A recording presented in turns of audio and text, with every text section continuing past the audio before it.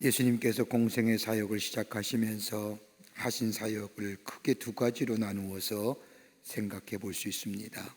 하나는 하나님 나라의 복음을 전하신 일이었고, 또 한 가지는 하나님 나라의 복음을 전하는 일꾼, 즉 제자를 삼으신 일입니다. 이 두 가지의 일, 많은 곳에서 이루어졌지만 그 가운데 가장 대표적인 장소를 들라고 하면 하나는 가버나움이고, 또 다른 한 장소는 갈릴리 호숫가입니다. 특별히 가버나움에서 행하신 예수님의 사역을 보면 병을 고치는 치유의 사역이 이루어졌던 것을 보게 됩니다. 그와 반면에 갈릴리 호수는 하나님 나라의 복음을 전파하실 뿐만 아니라 더불어 하나님 나라의 일꾼을 삼으시는데 중요한 장소로 사용하셨던 것을 볼 수가 있습니다. 오늘 본문의 말씀도 갈릴리 호숫가에서 일어난 일입니다. 처음으로 예수님의 제자를 부르신 곳이 바로 이 갈릴리 호숫가입니다. 그리고 예수님께서 부활하신 후에 제자들에게 나타나신 것 또한 요한복음에는 티베라 바닷가로 이야기하지만 바로 예수님이 처음으로 제자를 부르신 갈릴리 호수였습니다. 이러하듯 갈릴리 호수는 예수님께서 하나님 나라의 복음을 전하시는데 중요한 장소로 사용하셨습니다. 갈릴리 호수라고 표현되지만 이 호수는 일명 갈릴리 바다, 요한복음에는 디베라 바닷가 또는 게네사렛 호수로 표기합니다.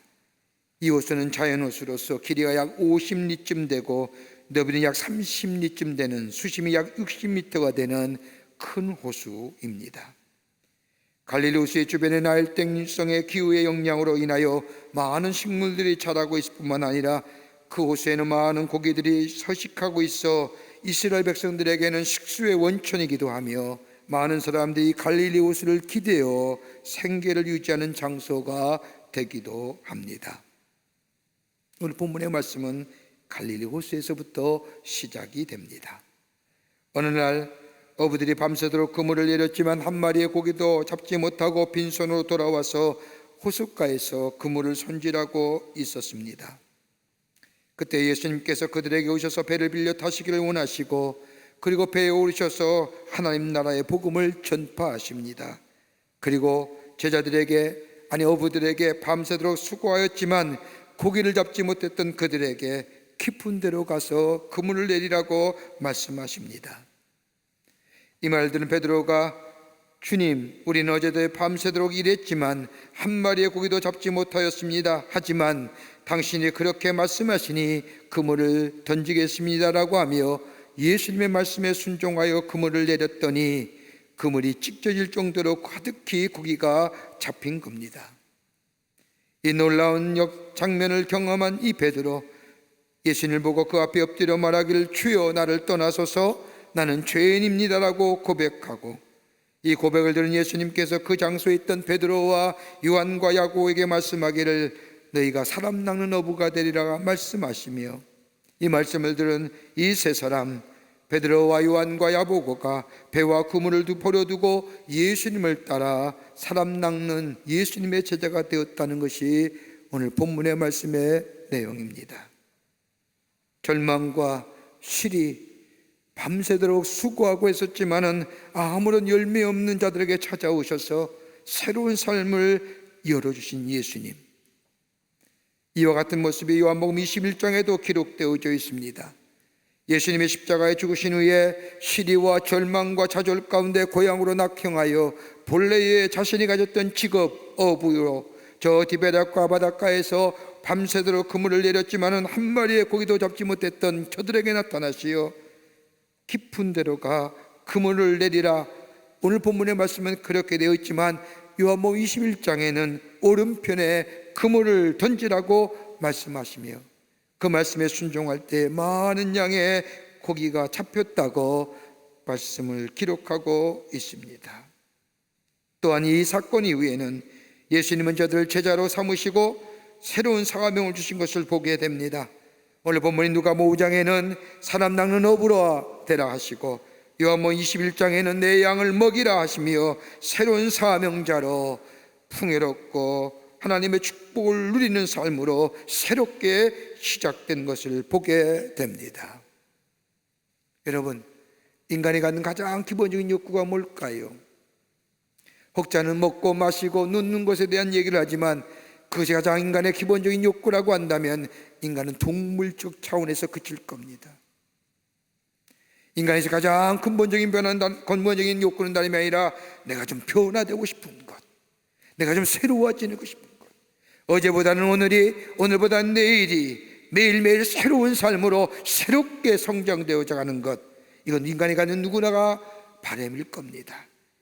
그러게 미국 뉴욕 타임즈의 조사에 의하면 서점에서 가장 많이 나오는 종류의 책이 다름이 아니라 자기 혁신의 책이고 자기 변화의 책이고 자기 개발의 책들이 가장 많이 쏟아져 나온다고 이야기합니다.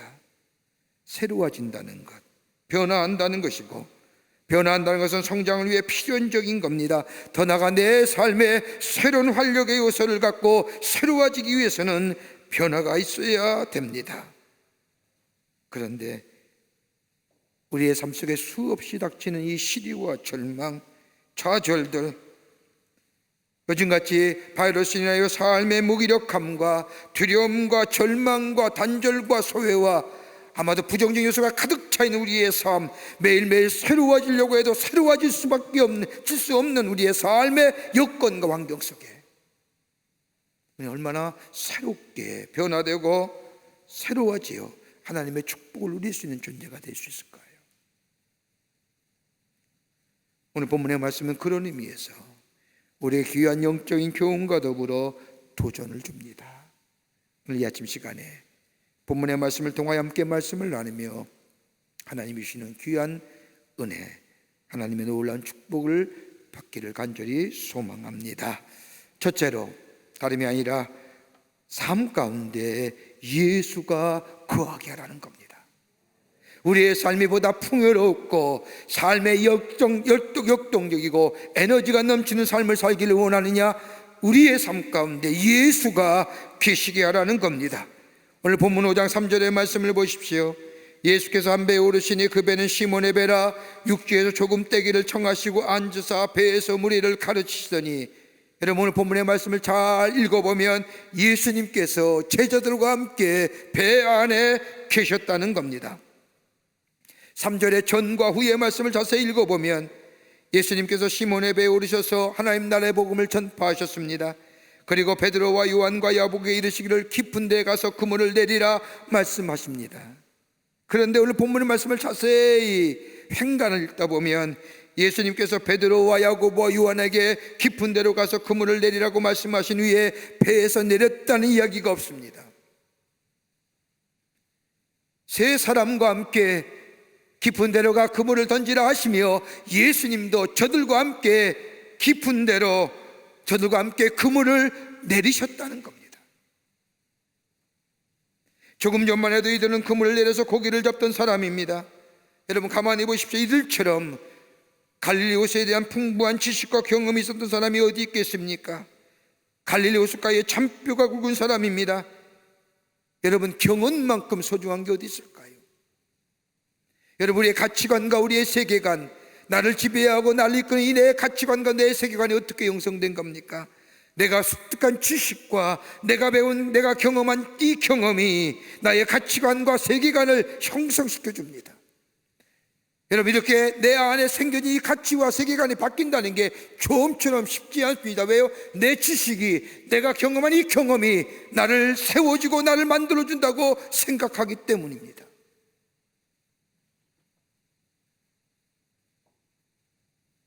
그러기에 바른 경험과 바른 지식이 있어야 됩니다. 여러분 베드로와 야고보와 요한 보십시오. 갈릴리 호수에서 태어나 자란 사람이요, 갈릴리 호수의 어부로서 갈릴리 호수를 기대어 사는 사람입니다. 그런데 저들의 경험이 많고 지식이 많은 저들이 밤새도록 그물을 내렸지만 아무것도 잡지 못했다는 겁니다. 여러분 우리가 가지고 있는 지식들, 우리가 가지고 있는 경험들, 그로 인하여 내가 가지고 있는 이 가치관과 세계관이 믿을 만한 존재입니까? 여러분 내가 가진 이 가치와 이 세계관이 나에게 참다운 만족과 기쁨을 줍니까? 더 나아가 내게 안전함을 제공해 주도록가요? 여러분, 지금 우리의 삶 가만히 보십시오. 나름대로의 과학과 기술과 이성과 나름대로의 가치관과 세계관이 내가 생각할 것이 옳다고 생각하며 사는 우리들의 이 세상 속에 작은 보이지 않는 그냥 날아다니는 미중류 같은 이 바이러스 안에 우리의 삶에 제공해줬던 모든 것들이 다 무너져 가지 않았습니까? 내 지식도, 내 경험도, 내 이성도 바이러스 앞에 꼼짝없이 무너져가는 그래서 우리 마음속에 찾아오는 이 절망과 좌절과 시리와 불안과 염려,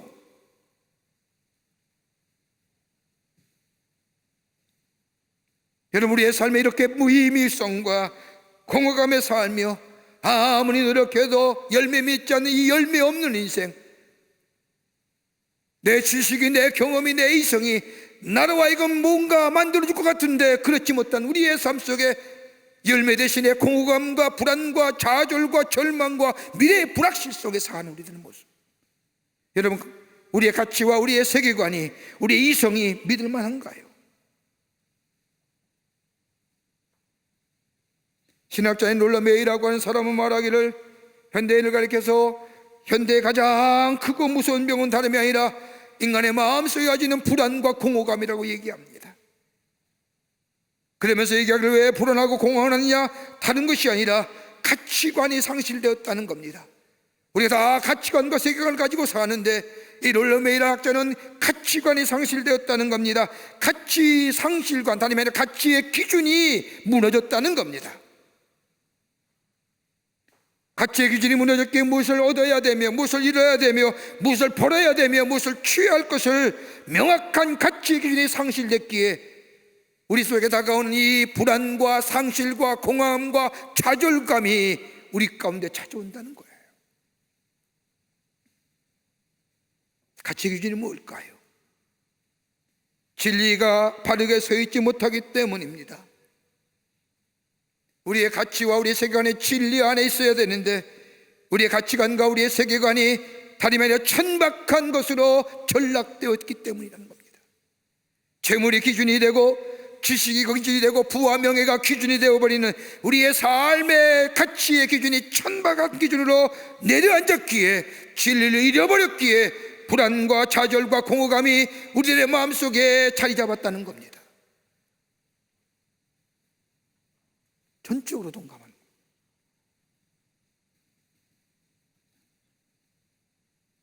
그러기에 인간의 존엄성이 상실되고요, 인간의 존엄성이 상실되니 교감과 교통과 소통이 단절되고요, 관계성이 단절되고요, 천박한 가치에 우리의 삶의 뿌리가 내려졌기에 아무리 노력하고 아무리 해도 우리의 삶 속에 끊임없이 밀려드는 삶의 공허와 불안감이 없어요. 진리가 없기 때문입니다. 진리는 뭐예요? 모든 사람에게 적용되는 겁니다. 나이에 상관이 없습니다. 세대에 상관이 없습니다. 시간에 상관없는 거예요. 그 진리가 무엇입니까? 다름이 아니라 예수 그리스도십니다. 예수가 우리의 삶의 안에 계시게 될 때에 그 진리가 나를 새롭게 하는 겁니다. 나를 새롭게 변화시키는 겁니다. 그러기에 내가 곧 길이요 진리요 생명이라고 말씀하신 것처럼 진리가 되시는 예수님이 내 삶에 계시고 내 안에 계실 때에, 내 삶에 예수 안에 붙잡혀 살 때에 그 삶 속에 열매가 맺어지고 풍요로운 삶이 살아가게 됩니다. 바이러스로 인하여 우리의 삶에 아무리 땀 흘리고 아무리 노력해도 내가 짓던 이성과 과학과 기술이 나의 삶의 모든 문제를 다 해결해 줄 것 같았지만은 이 바이러스의 작은 미중류 때문에 우리의 삶에 망그러치고 다 무너지고 우리의 마음속에 찾아오는 불안과 염려와 공허에만 뭘로 해결될 수 있을까요? 예수가 계실 때에 가능하게 됩니다. 진리 되신 예수가 내 안에 있을 때에 내 안에 불안과 염려와 절망이 사라지고 내 안에 빛이 찾아오며 평안이 찾아오며 내 안에 참된 기쁨이 찾아오는 역사.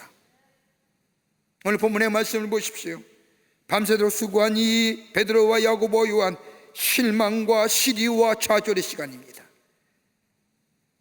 그런데 이들 안에 예수가 찾아오실 때에, 예수와 함께 있을 때에 실망이 사라지고 시리와 사라지고 좌절이 사라지고 삶의 허무감이 사라지고 삶의 무의미성이 사라지는 열매가 넘쳐나는 삶으로 새롭게 변화된 것을 보게 됩니다. 진리 되신 예수님, 생명이 되시는 예수님, 우리의 길이 되시는 예수님, 그 예수님이 인생의 여정에, 우리의 인생의 배에 함께 타고 함께 거하실 때에 우리의 삶은 실패에 대한 두려움이 사라지고 결과에 대한 걱정은 줄어들 뿐만 아니라 우리의 삶에 주님이 함께 하심에 풍성한 열매가 기쁨과 감사와 만족이 넘쳐나는 삶으로, 두려움이 물러가고 평안의 삶으로 우리의 삶, 우리의 소원의 항구로 인도하여 주실 줄을 믿습니다. 예수가 우리 안에 계셔야 합니다. 두 번째는 진리의 말씀에 따라 전적인 순종으로 살아가게 될 때에, 우리에게 들려오는 이 진리의 말씀에 따라 순종하게 될 때에 그 인생이 새로워지는 풍요로운 인생으로 살아가게 됩니다. 오늘 5장 4절과 5절의 말씀을 보십시오. 깊은 데로 가서 그물을 내려 고기를 잡으라. 시몬이 대답하여 이르되 선생님, 우리들이 밤이 새도록 수고하였으되 잡은 것이 없지만 말씀에 의지하여 내가 그물을 내리리이다. 주의 말씀에 전적인 순종입니다. 여러분, 순종의 의미가 뭘까요? 내 것을 포기하는 겁니다. 내 것을 내려놓는 겁니다. 다른 사람의 말을 따른다는 것은, 순종한다는 것은 내 주장이나 내 고집이나 내 아집을 포기하고 상대방의 말을 따른다는 겁니다. 깊은 데로 가서 그물을 내리라고 하는 이 예수님의 말씀에 순종했던 베드로, 여러분, 이 베드로의 모습 속에 순종이 어떤 것을 명확하게 우리에게 가르쳐 줍니다. 그 하나가 뭐냐? 논쟁하지 않는 겁니다. 예수님이 깊은 데로 가 그물을 내리라고 했을 때에 아마 보통 사람이면 이렇게 얘기할 겁니다. 잠깐만요, 선생님 나로 말할 것 같으면 적어도 이 분야의 갈릴리 호수에 대해서는 전문가입니다. 이 호수의 최고의 뱃사람입니다. 내가 세운 최대의 오해거가 얼마인 줄 아십니까? 아무도 깨어지지 않는 신화로 남아있는 사람입니다. 그런데 당신이 누군데 나더러 이래라 저래라 하는 겁니까? 오늘 처음 보는 사람이 할만하지 않습니까? 근데 논쟁하지 않습니다. 토론하지 않는 거예요. 여러분, 성경은 우리에게 말씀하시죠. 변론하지 말아라, 따지지 말라는 말입니다. 디모데후서 2장 23절의 말씀을 보면 어리석고 무익한 변론을 벌여라, 이에서 다툼이 나는 줄 알미니라. 여러분, 변론하잖아요. 논쟁하기를 좋아하는 사람이요, 끝은 뭡니까? 싸움이에요. 변론의 끝은 뭐예요? 다툼이에요. 시작은 좋지만은 마치 지성인들이 난상토론을 통하여 결말을 얻을 것 같지만은 나중에 끝을 보면다는 것이 아니라 다툼으로 끝나고 공허함으로 끝나는 것을 보게 됩니다. 논쟁하지 않는 거예요. 순종은 뭐예요? 논쟁하지 않는 거예요. 또 하나 있습니다. 예수님이 깊은 데로 가 그물을 내리라고 했던 이 말씀에 베드로가 뭐라고 얘기합니까? 그 말씀대로 하는 겁니다. 순종은 다른 것이 아니라 확실한 증거를 요구하지 않는 겁니다. 예수님이 깊은 데로 가 그물을 내리라 할 때에 베드로 얘기할 수 있지 않습니까? 확실합니까? 믿을 만한 겁니까? 물만 하잖아요. 내가 어젯밤에 밤새도록 고기를 잡았는데 지금 가면 확실하게 고기를 잡을 수 있습니까? 물을만 하는데 베드로는 물어보지 않습니다. 밤이 맞도록 수고해요 고기를 잡지 못했는데 이 갈릴리 호수에 다 꿰뚫고 하는 이가 내가 밤새도록 수고하여 고기 한 마리 잡지 못했는데 지금 가서 그물을 내린다 하여 고기를 잡을 수 있습니까? 라고 물을 만한데 베드로는 묻지 않습니다. 순종은 뭐예요? 증거 요구하지 않는 거예요. 보여줘 얘기하지 않는 거예요. 또 하나 순종의 모습은 어떠냐? 예수님이 깊은 데로 가 그물을 내리라고 하는 이 예수님의 말씀에 베드로 뭐라고 해요? 순종은요, 기분에 좌우하지 않는 거예요. 기분 나쁠만 하잖아요. 우리 마음속에 시리와 절망과 열매 없을 때 얼마나 우리 마음속에 스트레스 내요, 불안하며 그 불안이 우리의 삶에 짜증과 신경질로 드러나지 않습니까? 여러분, 육체가 피곤하면요, 여러분 다 만사가 귀찮잖아요. 오늘 보세요. 밤새도록 고기를 잡았는데 얼마나 피곤하겠습니까? 얼마나 온몸이 녹초가 되어 피곤해 보이십니까? 그럼에도 불구하고 그 말에 따라가요. 이게 무슨 소용이 있습니까? 내가 왜 이 그물을 던져야 합니까? 라고 기분에 좌우하지 않는 거예요. 감정에 따라 행동하지 않습니다. 예수님 말씀에 그저 순종합니다. 순종은 다름이 아니라 논쟁을 피하는 것이고, 따지지 않는 것이고, 확실한 증거를 요구하지 않는 것이고, 기분과 감정에 치우치지 않는 거예요.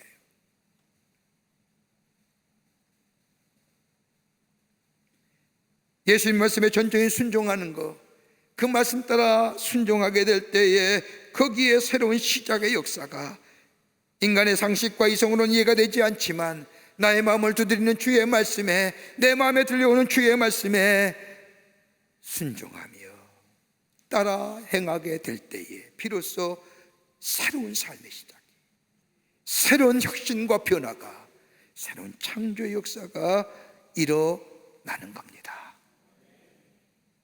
창세기 6장 말씀을 보세요. 노아의 홍수의 모습을 얘기합니다. 하나님께서 세상을 창조하신 후 120년이 지났을 때에 인간 세상의 죄악이 관영함을 보시고 인간을 창조하신 것에 대해 후회하시며 세상을 심판하시고자 합니다. 이때 하나님 노아를 부르셔서 하나님의 도구로 사용하시지요. 그런데 하나님께서 인류를 심판하시겠다고 말씀하신 후에 이 노아에게 하신 말씀이 뭐냐? 방주지라는 겁니다. 근데 몇 년 지어요? 120년 지어요. 120년 동안 한결같이 하나님의 말씀에 순종하여 방주 짓습니다. 순종하되 자기 마음대로 순종한 것이 아닙니다. 말씀에 따라 순종하지요.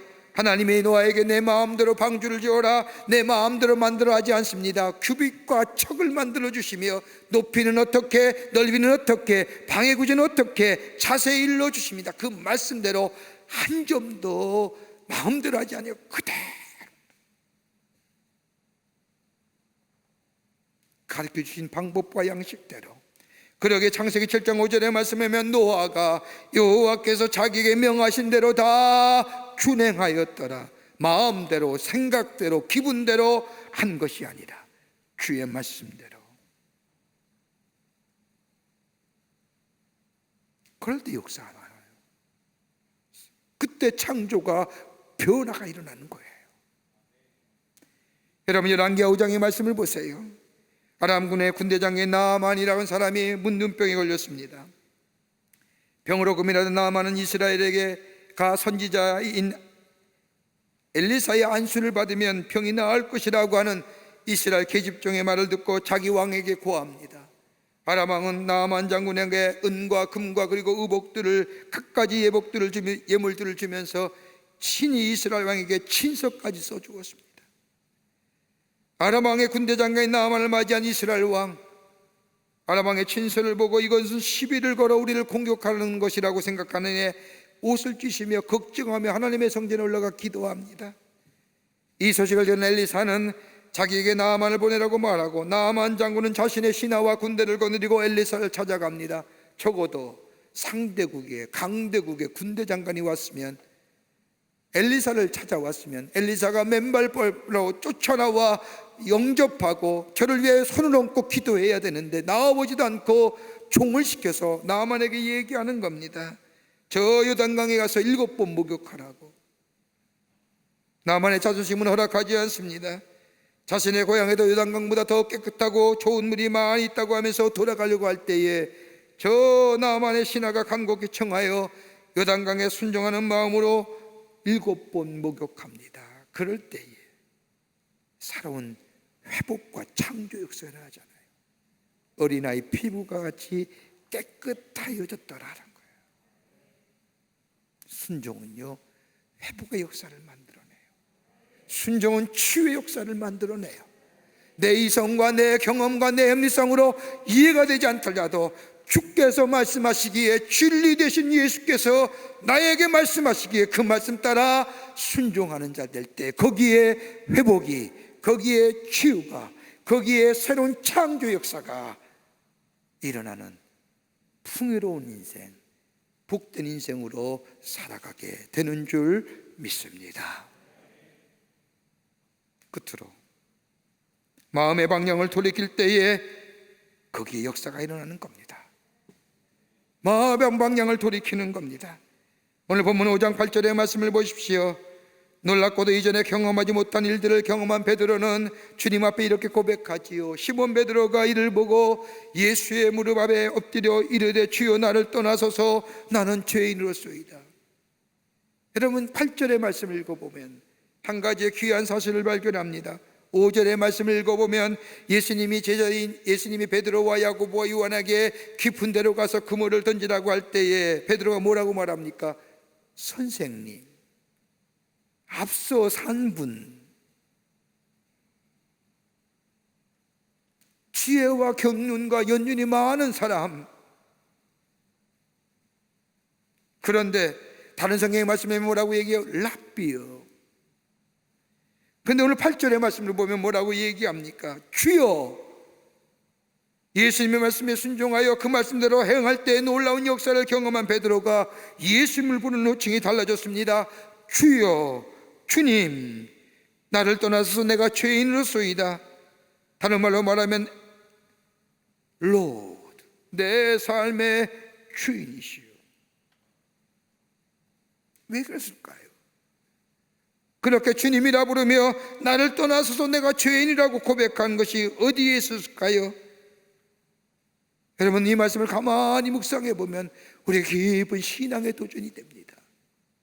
좀 전만 해도 선생님이라 불렀던 베드로, 놀라운 기적과 이적을 경험한 이 베드로가 주님을 향하여 주님이라고 불리는 다름이 아니라, 그러면서 내가 죄인입니다, 나를 떠나소서라고 얘기했던 이유는 다름이 아니라 베드로의 마음속에 깊은 곳에 자리했던 불신앙의 모습들, 주님 말씀을 의심했던 모습들.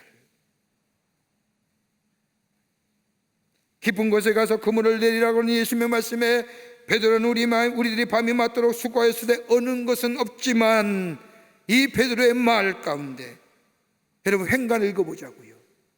밤새도록 수고했지만 얻은 것이 없습니다. 그러나 무슨 얘기일까요? 못 잡을 거 뻔한 겁니다. 왜요? 내 경험과 이성과 내 해본 일에 의하면 못 잡았잖아요. 그런데 선생님이 말씀하시니까, 선생님의 인격과 체면을 봐서라도 나보다 앞서 사신 선생님 같으니 그 선생님의 말씀을 따라서 내가 체면을 봐서 그물을 내리겠습니다. 여러분, 사람과 대화 가운데 잘 나가다가 그런데요 하면 부정이에요. 그런데 이유 붙이면 그건 안 하겠다는 이유와 마찬가지예요. 선생님의 인격과 체면을 봐서 일단 내가 그물을 내리겠습니다라고 그물을 내렸는데 물고기가 가득히 잡힌 겁니다. 충격받았습니다. 말씀을 따라 그물을 내렸지만 그의 마음속에는 의심의 마음이, 불신앙의 마음이, 믿지 못하는 마음이 순종을 했을 때 믿음 없이 순종한 거예요.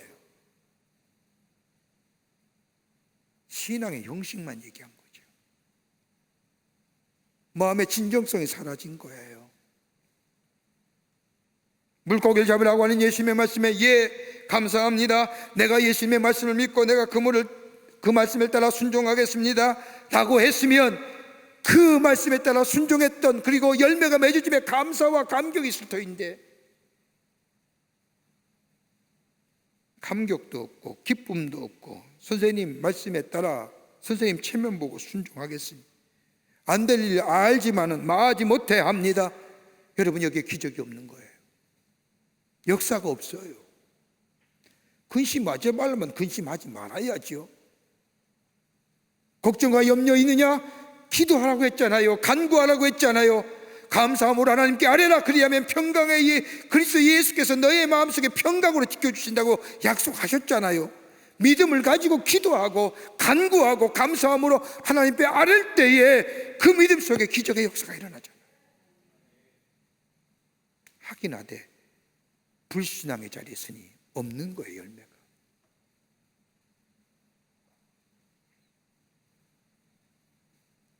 억지로 순종한 베드로, 자신의 믿음의 부족함을 깨달을 때에 예수님의 호칭이 달라지는 거예요. 선생님, 선생님이 아니라 주님, 큐리어스. 당신이 내 삶의 주인입니다. 주인 되십니다. 당신이 나의 삶을 변화시키셨습니다. 이제 그 내 삶에 내가 주인이었는데 당신이 나의 삶의 주인입니다. 더 나아가 뭐예요?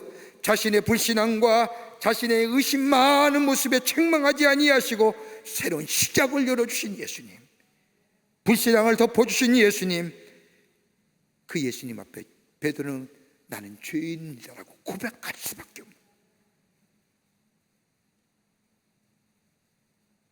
자신의 죄성을 고백하지요. 여러분, 이걸 가리켜서 신학적 용어로 회개라고 얘기하는 거예요. 여러분, 회개는 어때 일어나요? 은혜가 있을 때 일어나요. 회개하시오라고 얘기한 게 회개가 아니라 하나님 은혜가 내 속에 넘치는 때에 그 은혜가 나로 하여금 감사와 감격이 나로 하여금 있게 될 때에 뭐요? 내 삶을 돌이킬 수 있는 거예요. 여러분, 지금 우리 어렵잖아요. 어둠의 시대를 지나잖아요. 이처럼 어려울 때가 어디 있어요? 이처럼 곤고한 때가 어디 있습니까? 근데 이 와중에서 하나님이 내게 베푸신 은혜를 생각하면 뭐예요? 내 안에 감사와 감격이 있고요, 그 감사와 감격 속에 뭐예요? 베푸신 은혜 안에서 내가 주의 말씀 따라 살지 못하고 주를 떠나 살았던 것에 대한 회개의 돌이킴이 있는 거예요. 그럴 때 거기에 역사가 일어나는 거예요. 거기에 회복의 역사가 있고요, 거기에 치유의 역사가 있고요, 거기에 뭐예요? 열매가 맺어지는 겁니다. 욥기서 42장의 말씀을 보면 욥이 고백하지 않습니까? 42장 6절의 말씀을 보면 내가 스스로 하나고 티끌과 재 가운데 회개하나이다라고 말합니다. 여러분, 그렇게 고통과 그렇게 고난과 그렇게 조소와 비난과 힐난 다 받았던 가장 고통스러운 끝자리에 섰던 욥이 42장에 와서 뭐라고 얘기해요? 내가 스스로 하나고 티끌과 재 가운데 회개하나이다. 여러분, 죄 회개일까요? 아닙니다. 징계 받아서 회개하는 게 아닙니다. 하나님의 은혜를 생각하고 내게 주신 은혜를 깨닫게 될 때에 자신의 불신앙과 원망과 불평한 것, 그럼에도 불구하고 자신에게 계속 베푸신 하나님의 은혜가 있음을 깨닫게 된 이 욥이 하나님 앞에 뭐예요? 회개하는 거예요. 은혜를 받고 보니 감사가 있고 그 감사 속에 회개가 터져요. 그럴 때 뭐예요? 주님이 갑절로 이전보다 더 넘치는 축복으로 하나님이 허락해 주신 것을 보게 됩니다. 사랑하는 성도 여러분, 우리가 함께 예배드리지 못한데도 이번 주가 네 주째입니다. 가정에서 구별된 장소에서 성별된 시간으로 하나님 앞에 제단을 쌓고 영상을 통해서 이 예배에 참여하는 모든 성도님들, 베푸신 은혜를 한번 생각해 보시자고요. 내가 지금 당하는 어려움과 이 고난과 이 불안과 이 좌절과 이 절망과 이 고독과 이 외로움, 아마도 우리의 삶 속에 감싸고 있는 이 부정적인 요소들을, 그래서 시리하고 좌절하는 게 아니에요. 하나님 내게 베푸신 은혜를 생각하고 지금도 그 은혜가 내게 있음을, 그리고 주님 우리에게 말한 것처럼 지금은 은혜 받을 만한 때라고 말씀하시는 그 말씀처럼 그 은혜를 구하고 은혜 안에 거하고 은혜가 있음을 깨닫게 될 때 우리 입에서 나오는 거면 주님 감사합니다. 감사의 고백이 있을 때에 내 삶의 방향이 주님 앞에 내가 지었던 불신앙과 믿지 못함과 의심의 신앙을 버려 주님께 돌아가는 자 될 때 거기에 치유가 있고 회복의 역사가 있고 창조의 역사가 일어나는 하나님의 백성으로 살아가게 될 줄 믿습니다. 이럴 때 이기는 거예요. 이럴 때 승리하는 거예요. 이 믿음 안에서 승리하시는 그리고 새로운 창조의 역사에 인생의 여정을 걸어가시는 여러분과 저와 되시기를 주의 이름으로 축원합니다. 하나님 감사합니다. 사랑하시고 지키시고 인도해 주심에 감사합니다. 우리의 삶, 하나님 전에 모여 함께 예배는 드리지 못하지만 우리의 가정에서 구별된 장소에서 성별의 시간을 드리며 제단을 쌓는 우리 모든 사랑하는 성도님들, 오늘 주신 말씀처럼 아버지 하나님, 예수가 우리 마음의 주인 삼고 예수가 우리 안에 계시게 하시고 주의 말씀에 순종하는 삶 되게 하시고, 더 나아가 베푸신 은혜에 생각하며 감사와 고백 속에 우리의 삶의 방향을 돌이키는 자 되게 하셔서 우리의 마음속에 둘러싸고 있는 부정한 것들, 아버지 하나님이여, 어둠과 죄와 우리 어둠과 시리와 절망과 좌절과 불안과 미래의 불확실성, 모든 부정적인 것들이 사라지게 하시며 새로운 창조와 회복과 치유의 역사가 일어나는 하나님의 백성의 삶으로 삼아 주시옵소서. 성령이 도우실 줄 믿으며 예수님의 이름으로 기도하옵나이다. 아멘.